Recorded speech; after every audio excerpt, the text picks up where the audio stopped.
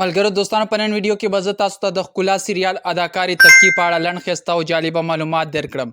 ملګرو دوستانو ما نه غوښتل چې زه تاسو ته د انډیا د ډرامو یا د پاکستانو د ډرامو اداکارانو معلومات درکړم، خو زیاتو ملګرو ما ته د طبقې نوم په کمنټ کې لیکلو، ویلي دا د انډیا یو اداکاره ده او په دې باندې یو خوندوره او ښایسته او زبردسته ویډیو جوړه کړه.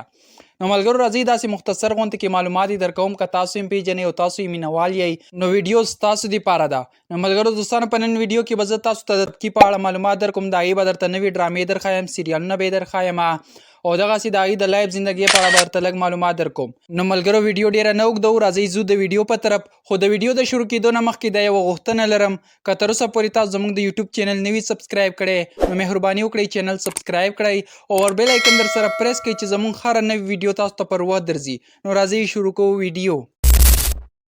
ملګرو تر ټولو مخکې خو به درته ووایم چې د ښکلا سریال اداکارې طبقې خپل اصلي نوم جیکیا سنګ دی. دا په 24 تاریخ د جون میاشت 1974 کې د هندوستان په جیپور کې پیدا شوې ده چې په 2025 کال کې عمر 31 سال دی. ملګرو دوستانو د دې قد 155 سانتي میټره دی او وزن یې 55 کیلوګرامه دی.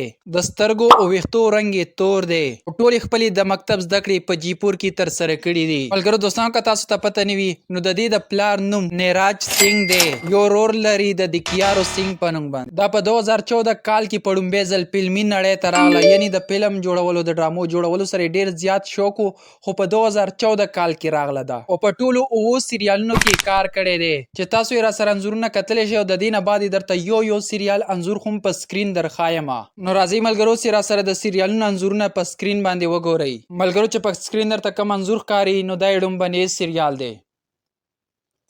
دغه دا دویم نمبر دی، دغه سریال سره وګورئ دا دریم نمبر دی، دغه سریال څلورم نمبر دی او دا هم پنځم نمبر دی. ملګرو دا شپږم نمبر دی او دا خیرنی سریال چې کوم یو دی نو دا اووم نمبر دی. نو ملګرو ما تاسو ته د ټولو 9 سریالونو انځورونه سټیپ بای سټیپ دروښودل، قدم په قدم یعنی صحیح ده. نو راته په کمنټ کې ووایئ راتلونکې ویډیو درته په کوم اداکار یا اداکارې جوړه کړم. مختصر غوندې ویډیو مې تاسو ته په دې جوړه کړه او که غواړئ چې د ترکیې اداکارانو په اړه معلومات ترلاسه کړئ نو لازم ماته یو کمنټ وکړئ، د هغې نوم راته په کمنټ کې ولیکئ نو زه به درته پې لازم ویډیو جوړوم. ستاسو کمنټ به منشن کوم نو لازم خوندور ښایسته کمنټ وکړئ. راځئ اوس یې را سره د 2025 کال نوي انځورونه وګورئ، خو د هغې نه مخکې درنه دا یوه غوښتنه لرم، که تر اوسه پورې تاسو زموږ د یوټیوب چینل نه وي سبسکرایب کړی نو دوستانو مهرباني وکړئ چینل سبسکرایب کړئ او بیل آیکن در سره پریس کړئ چې زموږ هر راتلونکي ویډیو تاسو ته پر وخت ملاویږي. نو راځئ ملګرو اوس یې را سره د 2025 کال نوي انځورونه په سکرین وګورئ.